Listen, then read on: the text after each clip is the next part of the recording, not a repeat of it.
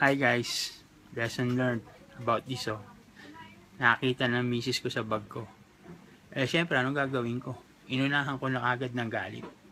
Sabi niya, anong ginagawa nito sa bag mo? Inuwa ko, sabi ko, akin na. Anong pakialam ko? Porket ba nasa bag ko? Akin agad? Kung gano'n. Tsaka tignan mo, ano nakalagay?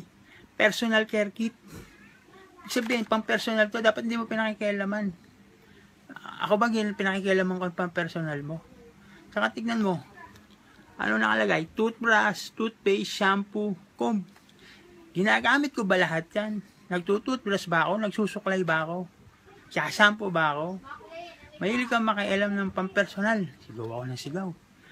Nakita ko siya, natakot. Naman ko, tumalikod muna ako. O di siya na. Iba kasi pag sumigaw na ako, nagagalit ako. Iba na talaga. Talagang takot na takot siya. Tinitignan ko, namumot na takot oh.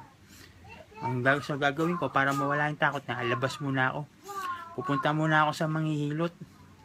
Ano ko tong likod ko. Medyo sumakit kasi yung banda rito eh. Ang sakit. Naipitan yata ng ugat. Tsaka nahihirapan akong huminga. So, pupunta muna ako sa manghihilot para mapakita ko sa kanya ba't sumasakit yung likod ko. Tandaan nyo guys, nakuha nyo sana yung mensahe ng video na to. Unahan nyo agad ng galit ng misis nyo. Sigurado yan, hindi kayo sasaktan yan. Takot lang yan. Sige guys, medyo na yung paghinga ko. Kinakapos.